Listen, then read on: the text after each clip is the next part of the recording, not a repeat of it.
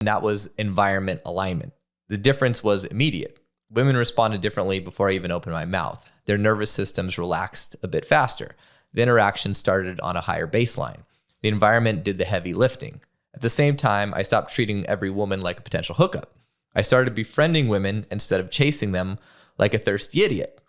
And I had hot women around me, not because I was sleeping with all of them, but because I was socially competent enough to have women in my orbit. At first, it didn't really help all that much. Other women could tell I was friend-zoned. The environment hadn't fully shifted yet. But over time, as my calibration improved, something important happened. Women started wanting me because other women wanted me. And women are simple in this way. They want what other women want. And once women could feel that I was desired, not trying to be desired, everything became easier. I wasn't convincing anymore. I was being evaluated inside a context that already validated me. And again, I didn't feel more confident. I behaved confidently because the environment expected it. Then came the most painful lesson of all. That was investment matching. I hooked up with a girl I really liked, and instead of letting things develop naturally, I tried to impress her. I talked about sex parties, orgies, all the wild stuff that sounds impressive to other dudes, but to her, it wasn't impressive. It was gross. It turned her off. I was able to recover months later, and we eventually dated, but the damage was done. I was always the one trying to win her over, always the one investing more, always the one hoping for validation from her. The relationship felt unbalanced. I didn't feel chosen. I didn't feel secure. And eventually it became too painful to stay in. That wasn't bad luck. That wasn't incompatibility. That was overinvestment. And here's the part that really matters. The reason I was able to see that clearly and walk away wasn't because I suddenly became wiser or more self-aware. It was because I wasn't alone. I had a community around me who could see the situation objectively. They could see the dynamic I was stuck in. They could see how much I was overinvesting and how little was coming back. And they showed me my mistakes in real time.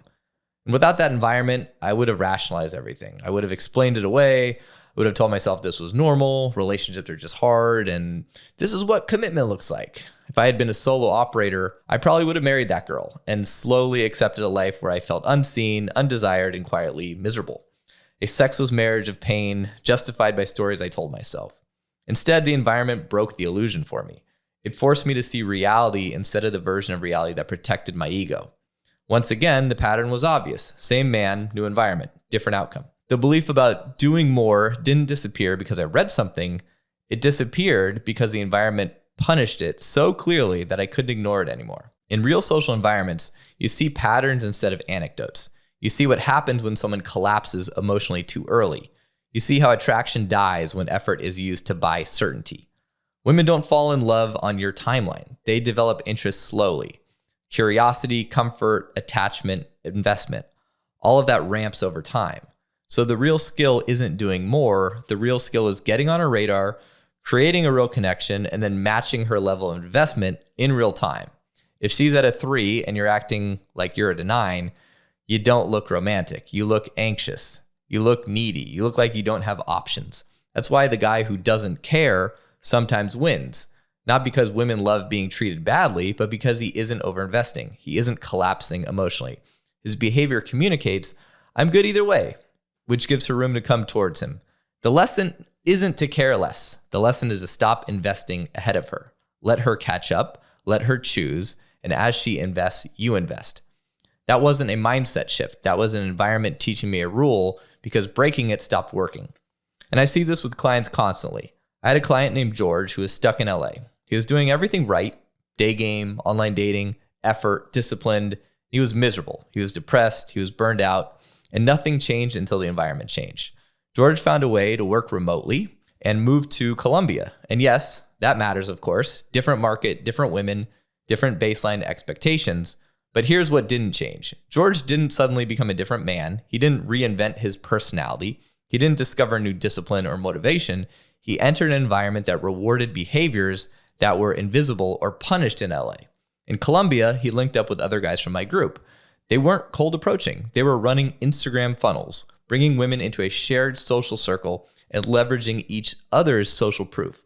They had tons of female friends around them. Same habits, same effort level, same social skills, different context. The environment lowered friction, it increased feedback, and amplified pre-selection. In 3 weeks, George got results that had taken him a year of grinding in LA. And that wasn't because Colombian women are easier. That's a lazy explanation. It was because the environment aligned with his strengths instead of fighting them. Same man, new environment, different behavior, different outcome. And this is the part that most men miss. Dating success isn't practiced, it's absorbed. Women don't respond to men who are trying to be confident. They respond to men whose lives require confidence. Men with momentum, with relevance, with expectations placed on them, with social gravity. Confidence isn't something they feel first. It's something the environment pulls out of them. If you're listening to this and thinking you need more confidence or more discipline or more courage, you're really asking the wrong question. The real question is this: what environment are you in that keeps rewarding the version of you you're trying to outgrow? You can stay in the same environment and keep working on yourself. Or you can step into something that forces growth, a system, a social container, people who expect things from you, momentum you don't want to disappoint. Change the environment and the man will follow. Stay where you are and stop being surprised when nothing changes. Or more discipline or more courage, you're really asking the wrong question. The real question is this: what environment are you in that keeps rewarding the version of you you're trying to outgrow? You can stay in the same environment and keep working on yourself. Or you can step into something that forces growth, a system, a social container, people who expect things from you, momentum you don't want to disappoint. Change the environment and the man will follow. Stay where you are and stop being surprised when nothing changes.